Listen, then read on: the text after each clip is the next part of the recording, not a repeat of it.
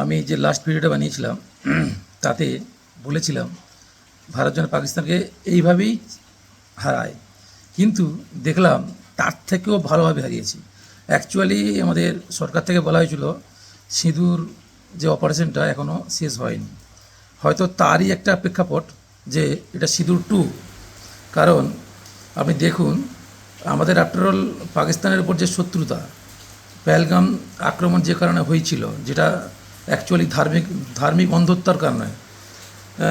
ধর্ম সবাই করে, আমরাও করি, বিভিন্ন বিভিন্ন ধর্মের মানুষ ধর্ম করে, তবে ধার্মিক যে অন্ধত্ব প্রতিটা প্রজাতির মধ্যে আছে, প্রতিটা ধর্মের মধ্যে আছে, তবে একটা ধর্মের মধ্যে সবথেকে বেশি আছে। ওই অন্ধত্বটা এতটাই উগ্র হয়ে যায় যে একটা ফ্যামিলির একটা একটা স্বামীকে তার স্ত্রীর সামনে একবারে শ্যুট ডাউন করছে, এবং কতজন মানুষ মারা গেল, প্রায় 24-25 জন মানুষ মারা গেল। তো সে যে কষ্ট অ্যাকচুয়ালি আমরা বুঝতে পারি, কারণ স্পটে যদি কারুর মানুষ মারা যায়, হয়তো অসুখে বা হঠাৎ করে স্ট্রোক হয়েছে মারা গেল, কোনো সমস্যা নেই। বাট যখন জলজান্ত মানুষটাকে হঠাৎ করে কেউ শ্যুট ডাউন করে মেরে দিচ্ছে আতঙ্কবাদী হামলায়, তো সেটা যে কষ্ট, সেই যে পরিবারের কষ্ট, এবং সবচেয়ে বড় কথা স্বামীদের মেরে দিচ্ছে, মানে যারা অ্যাকচুয়ালি ইনকামশীল, সে যে কষ্ট, সেই কষ্টটা থেকে আমাদের অপারেশন সিঁদুর হয়েছিল। এই নিয়ে এই ভারত পাকিস্তান খেলা নিয়ে অনেকে অনেক কথা বলছেন। অ্যাকচুয়ালি খেলাটা হয়তো ভারত না খেলতে পারত আমার মতে, বাট যেহেতু একটা সিরিজ দ্বিপাক্ষিক, এটা তো দ্বিপাক্ষিক সিরিজ নয়, যেহেতু ওয়ার্ল্ডের বিভিন্ন দেশকে নিয়ে সিরিজ, বা এশিয়া কাপের বিভিন্ন দেশকে নিয়ে সিরিজ হয়, বা ওয়ার্ল্ড কাপের যে সিরিজ হয়, সেখানে যদি ভারত পাকিস্তানের সঙ্গে না খেলে কী হয়, পয়েন্টটা কমে যায় ভারতের। সেই কারণে ভাই পয়েন্টের এদিক ওদিক কারণে ভারত হয়তো ফাইনাল থেকে ছিটকে যেতে পারতো, বা সেমিফাইনাল থেকে ছিটকে যেতে পারতো। বাট এখানে ভারত সেটা করেনি, কারণ বিশ্বের কাছে ওদের মুখটা পুড়তে হবে। যেরকম ওভারসিজ সিঁদুর করে ভারত তাদের মুখ পুড়েছিল, ঠিক সেরকমভাবে মুখ পুড়লো। আরও সবথেকে বড় কথা, মানুষ যদি কারুর হ্যাক্কেলকে, কাউকে অসম্মানকে আরও বড় করে দেখায় বারবার, আরে আমার যে মনে হয় আইসিসি কোনো রুল অ্যান্ড রেগুলেশন নেই যে খেলা শেষের পরে হাত মিলাতে হবে, বা খেলা শুরুর আগে হাত মিলাতে হবে। কারণ এটা একটা সৌভ্রাতৃত্ববোধ কাকে দেখানো হয়, বা এটা কাকে দেখানো হয়? যার সঙ্গে আপনার সম্পর্ক ভালো, কিন্তু ওদের সঙ্গে সম্পর্ক ভালো নয়, তো ওদেরকে খেলা। আমরা যেরকম পাড়ার ক্রিকেটে হয়, প্রচণ্ড শত্রুতার কারণে যে পাশের গ্রামের টিমটাকে হারাতেই হবে প্রচণ্ড শত্রুতার কারণে, হ্যাঁ। আর যখন হেরে গেলে দুঃখ হয়, জিতে গেলেও হয়তো ভারত জিতে যাওয়ার জন্য বেশি ভাইলেট হচ্ছে, ভারত যদি হেরেও যেত ঠিক সেম কাজটাই করতো।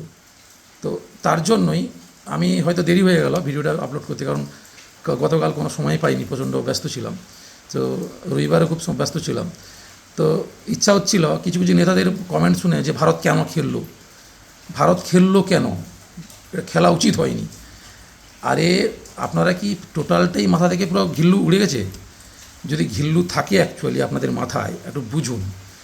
এটা হচ্ছে দ্বিপাক্ষিক সিরিজ নয়, এটা হচ্ছে দুটো দেশের মধ্যে সিরিজ নয়, এটা হচ্ছে এশিয়ান ক্রিকেট কাউন্সিলের একটা এশিয়ান কাপ।